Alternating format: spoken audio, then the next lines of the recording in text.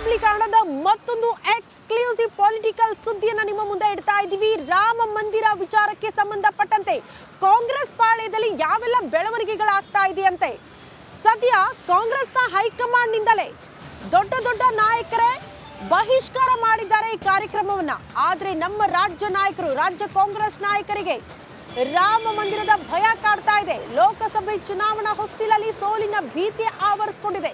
ಹಾಗಾಗಿ ಕಾಂಗ್ರೆಸ್ ನಾಯಕರು ಅಯೋಧ್ಯೆಗೆ ಭೇಟಿ ನೀಡುವ ನಿರ್ಧಾರಕ್ಕೆ ಬಂದಿದ್ದಾರೆ ಅನ್ನೋದರ ಡೀಟೇಲ್ ಸಿಗ್ತಾ ಇದೆ. ಒಂದ್ ಕಡೆ ರಾಮ ಮಂದಿರ ಲೋಕಾರ್ಪಣೆಗೆ ಕೈ ಬಾಯ್ಕಾಟ್, ಮತ್ತೊಂದು ಕಡೆ ರಾಜ್ಯ ಕೈ ನಾಯಕರು ಅಯೋಧ್ಯೆಗೆ ವಿಸಿಟ್. ರಾಜ್ಯ ಕಾಂಗ್ರೆಸ್ಗೆ ಕಾಡ್ತಾ ಇದೆಯಾ ಚುನಾವಣಾ ಸೋಲಿನ ಭೀತಿ? ರಾಜ್ಯ ನಾಯಕರಿಂದ ಹೈಕಮಾಂಡ್ ನಿಲುವಿಗೆ ವಿರುದ್ಧ ಅಭಿಪ್ರಾಯಗಳು ವ್ಯಕ್ತವಾಗ್ತಾ ಇದೆ ರಾಜ್ಯ ಕಾಂಗ್ರೆಸ್ ಪಾಳ್ಯದಲ್ಲಿ ಅನ್ನುವಂತ ವಿಚಾರ ಗಮನಿಸಬೇಕಾಗಿರೋದು. ಒಂದು ದಿಟ್ಟ ನಿಲುವು ಇಲ್ಲಿ ತನಕ ಕಾಂಗ್ರೆಸ್ ನಾಯಕರಿಗೆ ತೆಗೆದುಕೊಳ್ಳೋದಕ್ಕೆ ಸಾಧ್ಯ ಆಗ್ತಾ ಇಲ್ಲ. ಅಯೋಧ್ಯೆಯ ವಿಚಾರಕ್ಕೆ ಸಂಬಂಧಪಟ್ಟಂತೆ, ರಾಮ ಮಂದಿರ ವಿಚಾರಕ್ಕೆ ಸಂಬಂಧಪಟ್ಟಂತೆ ಮತ್ತೊಂದು ಅಪ್ಡೇಟ್ ಲಭ್ಯವಾಗ್ತಾ ಇದೆ. ಕಾಂಗ್ರೆಸ್ ಸರ್ಕಾರಕ್ಕೆ ತೀವ್ರ ಮುಜುಗರವಾಗುವ ಆತಂಕವನ್ನ ತಪ್ಪಿಸೋ ನಿಟ್ಟಿನಲ್ಲಿ ಅಯೋಧ್ಯೆಗೆ ರಾಜ್ಯ ಕಾಂಗ್ರೆಸ್ ನಾಯಕರು ಭೇಟಿಗೆ ತೀರ್ಮಾನ ಮಾಡಿದ್ದಾರೆ ಅನ್ನೋದರ ಡೀಟೇಲ್ ಸಿಗ್ತಾ ಇದೆ. ಸಚಿವರ ಜೊತೆ ಅಯೋಧ್ಯೆಗೆ ಸಿಎಂ ಸಿದ್ದರಾಮಯ್ಯನವರು ಭೇಟಿ ನೀಡಲಿದ್ದಾರೆ. ರಾಮ ಮಂದಿರ ಉದ್ಘಾಟನೆಯ ಬಳಿಕ ಸಿಎಂ ಸಿದ್ದರಾಮಯ್ಯನವರು ಮೆಗಾ ಪ್ಲಾನ್ ಮಾಡಿಕೊಂಡಿದ್ದಾರೆ ಭೇಟಿಗೆ ಅನ್ನುವಂತಹ ವಿಚಾರ. ನಾವು ಮಂದಿರ ವಿರೋಧಿಯಲ್ಲ, ರಾಮನ ವಿರೋಧಿಯಲ್ಲ, ಬದಲಾಗಿ ರಾಜಕೀಯ ಕಾರ್ಯಕ್ರಮ 22ಕ್ಕೆ ನಡೆಯೋದು, 22ರ ಬಳಿಕ ಅಯೋಧ್ಯೆಗೆ ನಾವು ಭೇಟಿ ಕೊಡ್ತೀವಿ ಅಂತ ಸ್ವತಃ ಸಿಎಂ ಸಿದ್ದರಾಮಯ್ಯನವರೇ ಪ್ರತಿಕ್ರಿಯೆ ಕೊಟ್ಟಿದ್ದಾರೆ. ರಾಜಕೀಯ ವಿರೋಧ ಮಾಡ್ತೀವಿ ಹೊರತು ಶ್ರೀರಾಮಚಂದ್ರನ ವಿರೋಧ ಮಾಡಲ್ಲ.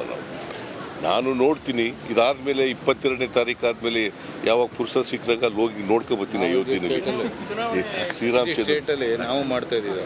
ಆಮೇಲೆ ಇಡೀ ರಾಜ್ಯದಲ್ಲಿ ನಮ್ಮ ಎಲ್ಲ ಕಾರ್ಯಕರ್ತರು ಕೂಡ ದೇವಸ್ಥಾನಕ್ಕೆ ಹೋಗಿ ರಾಮ ಮಂದಿರಕ್ಕೆ ಹೋಗಿ ಪೂಜೆ ಮಾಡ್ತಾರೆ.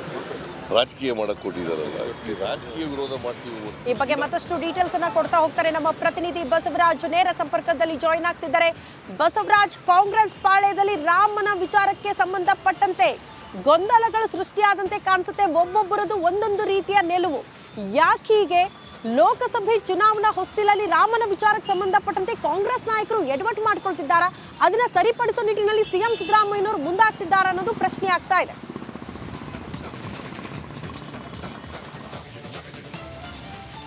ಶ್ರುತಿ, ಪ್ರಮುಖವಾಗಿ ಎಐಸಿಸಿ ಒಂದು ನಿರ್ಧಾರವನ್ನು ತೆಗೆದುಕೊಂಡಿದೆ. ಜನವರಿ 22ರಂದು ನಡೀತಕ್ಕಂಥ ರಾಮ ಮಂದಿರ ಉದ್ಘಾಟನೆಗೆ ತೆರಳೋದು ಬೇಡ ಅನ್ನುವಂಥ ನಿರ್ಧಾರವನ್ನು ಸೋನಿಯಾ ಗಾಂಧಿ, ಮಲ್ಲಿಕಾರ್ಜುನ್ ಖರ್ಗೆ, ರಾಹುಲ್ ಗಾಂಧಿ ಅವರು ತೆಗೆದುಕೊಂಡಿದ್ದಾರೆ. ಅದರ ವಿರುದ್ಧವಾಗಿ ರಾಜ್ಯ ನಾಯಕರು ನಡೆದುಕೊಳ್ಳೋಕೆ ಬರಲ್ಲ. ಆದರೆ ಈಗ ಚುನಾವಣಾ ಹೊಸ್ತಿಲು ಆ ರಾಮ ಜಪವನ್ನು ಬಿಜೆಪಿ ನಿರಂತರವಾಗಿ ಮಾಡ್ತಾ ಇದೆ. ಅದಕ್ಕೆ ಕೌಂಟರ್ ಕೊಡಬೇಕಾದಂಥದ್ದು ಮತ್ತು ನಾವು ರಾಮನ ವಿರೋಧಿ ಅಲ್ಲ, ನಾವು ಮಂದಿರದ ವಿರೋಧಿ ಅಲ್ಲ ಅನ್ನುವಂಥ ಒಂದಷ್ಟು ಸಾಬೀತುಪಡಿಸಬೇಕಾದಂಥ ಅನಿವಾರ್ಯತೆ ರಾಜ್ಯ ಕಾಂಗ್ರೆಸ್ಗಿದೆ.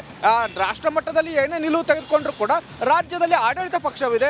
ಇಲ್ಲಿ ಹೆಚ್ಚಿನ ಸ್ಥಿತಿ ಬರದೆ ಹೋದ್ರೆ ಕಾಂಗ್ರೆಸ್ಗೆ ಮುಜುಗರಂತೂ ರಾಜ್ಯ ನಾಯಕರಿಗೆ ಹಾಗೆ ಆಗುತ್ತೆ. ಹಾಗಾಗಿ ಸಾಫ್ಟ್ ಹಿಂದುತ್ವವನ್ನು ಅನುಸರಿಸೋಕೆ ಈಗ ರಾಜ್ಯ ನಾಯಕರು ಮುಂದಾಗ್ತಾ ಇದ್ದಾರೆ. ನಿನ್ನೆಷ್ಟೇ ಸಿಎಂ ಕೂಡ ಹೇಳಿದ್ದಾರೆ, ನಾವು ರಾಮನ ವಿರೋಧಿ ಅಲ್ಲ, ನಾವು ಮುಂದಿನ ದಿನಗಳಲ್ಲಿ ದೇವಸ್ಥಾನಕ್ಕೆ ಭೇಟಿ ಕೊಡ್ತೇವೆ ಅನ್ನುವಂಥದ್ದು. ಆದರೆ ಯಾವಾಗ, ಯಾರ ಜೊತೆ ಹೋಗ್ತಾರೆ ಅನ್ನೋಂಥ ಪ್ರಶ್ನೆಗಳಿತ್ತು.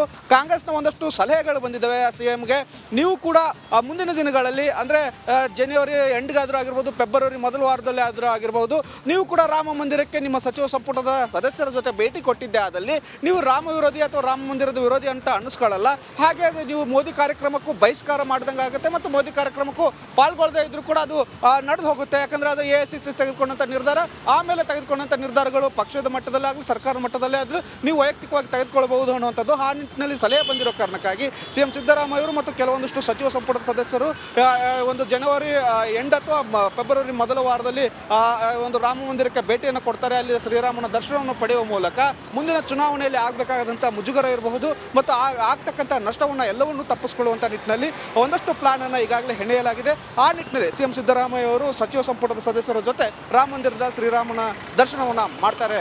ಶ್ರುತಿ.